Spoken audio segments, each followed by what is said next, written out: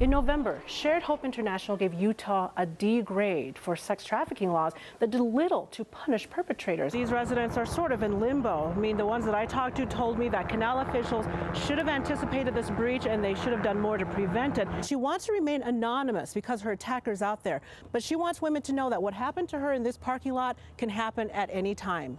The voices that you don't see represented here today are men who find it even more difficult to come forward and reveal their perpetrators. Kennecott had no choice but to lay off dozens of workers, and the man that I talked to said the gravity of this entire situation is slowly beginning to sink in for him. I want you to take a look at that big old dent in that bridge there, and despite that big dent, UDOT engineers tell us that bridge is safe. The woman admits she and her sons came here illegally, but she says it was to escape poverty and death threats. Social media makes our world so small, right? And a post that goes viral can quickly lead to results. Now with these squeezable and more convenient snack foods, you could be spending unnecessary time and money here at the dentist's office. Well, it's taken them 10 years, but the Andersons say before the end of the year, they will pay this house off. Since January, police tell me they've received at least 10 calls about vandals in this building. I learned that holiday decorations aren't the only poisonous or lethal items around the house this time of year, so parents should also consider toys, cold meds, candy, and weather-related items. So if it's hard for us to tell, imagine what it's like for curious children and pets. And find out just how this past year has changed Anthony and Natalie Consolo's relationship in tomorrow's edition of the Deseret News, written by my colleague, Emily Morgan. I'm Nkoyo Iyamba. This whole budgeting thing actually starts in your mind. So the more you think about how much you won't spend, the more you actually end up spending. Researchers say the trick to dealing with tantrums is to get past a child's anger, you know, when he's throwing his toys and yelling and screaming, and then get to the sadness when he's ready to receive comfort. Well, how do you do that? They say do absolutely nothing. New research makes it really simple. Calories are all that count. So for example, if you're headed to your car and you want to get in and somebody happens to come upon you, he says that you need to face that fear head on and have a conditioned response. So obviously there's more of an impact than originally expected. Well, here's what Salt Lake moviegoers had to say about it. Now that these families have received a Christmas gift, there's a long road ahead. The medications can be a real financial burden. Think of your own relationship with your grandparents or someone who is like a grandma or grandpa to you and the influence they have on your life. Well, there's something to be said for that relationship that's just a little more different than the one you have with your parents. So what do we do now? Do we stop budgeting? Well, researchers say absolutely not, but there are two things to consider. Doctors here say since these types of procedures are extremely rare, they'll publish the details of their surgery so that future patients can live a better quality of life after surgery. Nkoyo Iyamba, KSL 5 News. You're watching KSL, Utah's source for news. It's been described as a difficult scene, even for seasoned detectives. Davis County deputies have been careful in releasing details on the deaths of these two young boys. Tough story here, but they have arrested the 15-year-old brother. The sheriff just held a news conference about an hour ago. We have been having team coverage throughout the evening for you. News specialist Andrew Adams and Northern Utah specialist Mike Anderson in Davis County right now. And Mike, what did we learn? Neighbors are trying to make sense of the violence next door. News specialist Andrew Adams is in the neighborhood and spoke to neighbors there. Andrew, did you get a sense that they knew something like this could happen right next door? Late this afternoon, the Boy Scouts voted to open membership to all youth, regardless of sexual orientation. News specialist Andrew Wittenberg is following breaking news this afternoon from the meeting in Texas. Andrew, is the feeling from people that this was a political move from the BSA to, I guess, reach out to the gay community? Thousands gathered on Temple Square today, many more by television or online for the funeral of Frances Monson, the late wife of President Thomas S. Monson. Yeah, she was remembered as a woman of great faith. And a string of severe weather made its way through the middle part of the country again today, making things even more difficult for crews trying to clean up in Moore, Oklahoma. Fortunately, there were no reports of tornadoes, but heavy rains hit central Oklahoma and caused flash flooding in some places. Meanwhile, the grieving continues as family members held the first of 24 funerals.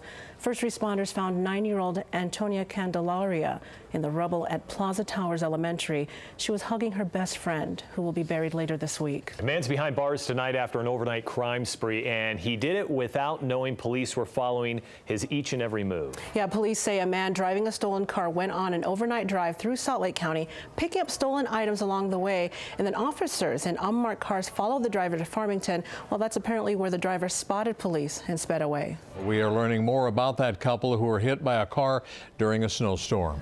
Sandra Yee is live at University Hospital where the woman was taken. Sandra, how's she doing right now? Skiers and snowboarders are celebrating not just the new snow, but the opening of 4 more resorts this weekend. Park City Mountain Resort and Bryan had opened today. Snowbird and Alta opened their slopes yesterday morning. Solitude and Brighton opened last week with a lot of machine-made snow. Most resorts have only a few lifts running right now, but this storm could change all of that. Senior military leaders in Tripoli have confirmed Muammar Gaddafi's son has been captured. Saif al-Islam, the oldest of the 7 children, is the last of Gaddafi's son to remain unaccounted for. He had been in hiding since Libya's capital fell to revolutionary forces. The International Criminal Court has said it was in negotiations with him about his possible surrender for trial. Flood conditions are getting worse in some areas in Bangkok, and the disaster is not over. As you can see, water is still high, but not as high as we've seen in recent weeks. President Obama met today with Thailand's Prime Minister. He offered condolences and assistance to those affected by the flooding. It's been a week since a Draper grandfather had what he calls the day of his life, and he's still bragging about it. Certainly is, and you can't blame him. He went to 3 of his grandchildren's sporting events, and all 3 of them won a state championship. News specialist Alex Cabrero spoke with him this morning about being part of it all, and Alex, he's one very excited grandpa. It's a war of words between Jazz owner Greg Miller and former Jazz star Karl Malone, and they're taking those words to the radio and the internet. Sports specialist Rod Zundel joins us now. Rod, some harsh comments came out there today. 2 people have been arrested for selling marijuana to Brighton High School students. This is one of them, Leah Klossing. She was arrested Thursday night after Cottonwood Heights police raided their home. This is home video a neighbor got off the SWAT team surrounding the house. Leah Klossing wasn't booked into jail, but charges are also pending against her husband. Well, it's been 1 week since 2 pipeline workers were last seen in Carbon County. Eastern Utah specialist Jeff Lysick spoke with one of the wife of the missing men today as searchers work to find the pair. It's caucus day in Nevada, the first Western contest of the primary season, and a chance for Mitt Romney to quiet critics who think he can't connect with conservatives. Who's going to pay for all of this damage here? Now, news specialist Nkoyo Iyamba talked to some of the residents in that area who are worried about the financial implications of the damage. Nkoyo, what'd you find out? Mike, I mean, look at this. Look at this cleanup. These residents are sort of in limbo. I mean, the ones that I talked to told me that canal officials should have anticipated this breach and they should have done more to prevent it, especially after a recent smaller leak. Do I have to worry about this anymore? No, this is taken care of. That's what North Jordan Canal told John Brown last August when the canal leaked the first time in his backyard. He says the company assured him a breach wouldn't happen again. It was maybe a hole about the size of your fist, something like that. And then that was about the extent of that. It just, a lot of rushing water out of the hole. Brown says his house had $4,000 in damage, but now he and at least 2 of his neighbors are dealing with a much bigger mess. Saturday afternoon, the canal broke, sending water pouring into the Saddle Bluffs area in Murray. We heard that structure-like sound, and the windows kind of bowed in, and then they just crashed, and glass shot like projectiles, and we were knee-deep in water before the time we got to our staircase. A rep from North Jordan Canal tells me the company has $13 million in insurance coverage, likely enough to, quote, make everyone whole. Residents are also checking with their homeowners insurance, but aren't sure if they'll be covered. We don't even have flood insurance. They told us we're not in a flood zone. The canal company's insurance has asked homeowners to strip their homes down to the skeleton so they can get an accurate assessment of the damage, and then they'll go from there. Well, that's little comfort for Scott Goodman, who now lives in his RV. He says his home is so damaged it might actually have to be torn down. 45,000 pounds of sand and water was removed yesterday, and they estimate maybe another 2 trucks today. That's all I want, get back to normal. And that's just the mood around here, is just to get back to normal. And meanwhile, Salt Lake County Assessor's Office was out here just reviewing the damage to see if residents qualify for a prorated property tax break. Mike. What a mess. You sure feel for those residents there. All right, Nkoyo, thank you. The terms you don't often hear are sex trafficking and sex slavery. Most people still think that's a crime that happens in other countries. But as Nkoyo Iyamba reports tonight, the plight of these 3 women rescued in Ohio is a reminder that sex trafficking and slavery happens right here in the U.S. We see high-profile stories in the headlines about kids getting snatched. Elizabeth Smart, J.C. Dugard, and now 3 Ohio women, all abducted and held as sex slaves. FBI statistics show these women are among hundreds of kids abducted every year who live to tell about their ordeal. But what about the stories we don't hear? I see it everywhere. I know there was a girl last year at my school who was trafficked. I go to Conwood High School. Appearing on KSL Sunday Edition, Maddie Palmer talks about Backyard Broadcast, a local group to educate teens about sex trafficking right here in Utah. She says she could see herself almost falling victim to the cunning traps of a potential child sex trafficker. This happened during a school project. We pretended to be homeless around the streets, and while I was there, a man approached me and kept trying to get me into his car, but it wasn't in an obvious or threatening manner. And the sex trafficking trap won't be obvious, says Stephanie Larson. She's the founder of Backyard Broadcast, the first member of her family in 3 generations to be free of child sex trafficking. She warns parents that sex trafficking usually starts with an older manipulative boyfriend and then leads to kidnappings. Somebody sets up a fake shop, and they say, hey, we've got this amazing modeling agency and I just think you'll be really great. It's happening wherever a John's willing to pay for a child. Larson hears stories of trafficking happening right here at home. In the last month, she came across 3 different instances of trafficking. 2 young girls and 1 older woman who had been trafficked there in Ogden. In November, Shared Hope International gave Utah a D grade for sex trafficking laws that did little to punish perpetrators.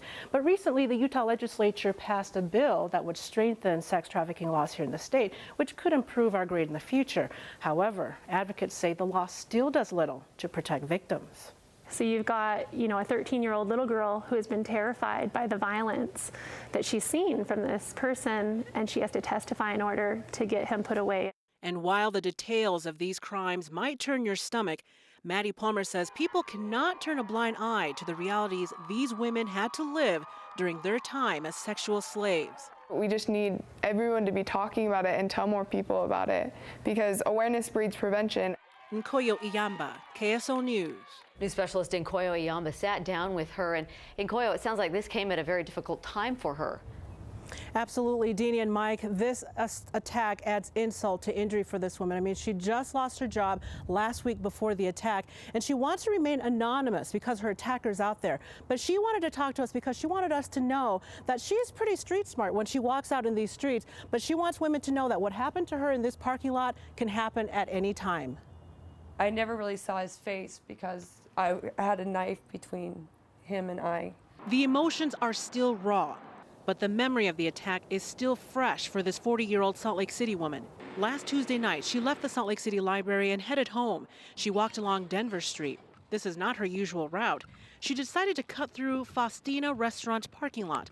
This is her first-hand account of the attack. I was going around the corner of the parking lot where the L is when I heard running, pounding feet behind me. My first thought was somebody's late for their dinner date.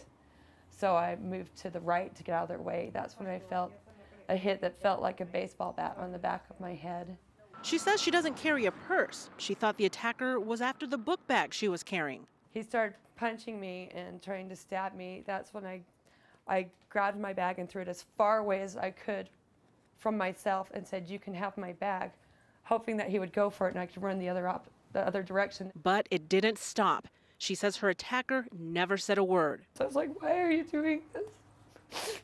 There was no response. I never even heard him breathing heavy or anything out of exertion, so inhuman. The more he attacked, the harder she fought. And I was fighting him still the whole time. I was screaming for help, and that's when he stabbed me through my face and through my mouth and through my throat to try to shut me up. And I kept screaming through that for about another minute, and that's when he turned around and ran away. And that's when I ran into the side entrance of Faustina and said, "I've been attacked, I've been stabbed, please help me." Now she says she's dealing with the trauma of the experience. Every male I look at, first thing that goes through my head is, that's not him, that's not him, that's not him, that could be him. Now, the only description that she managed to give to police was that her attacker was possibly white, 5'8", slender build, and had some facial hair. And Mike and Deanie, she's hoping that anybody who has any information will go to police. We have more information on our website. Wow, that's a compelling account. It is. Man, you feel for it, that's for sure. And Nkoyo, thank you.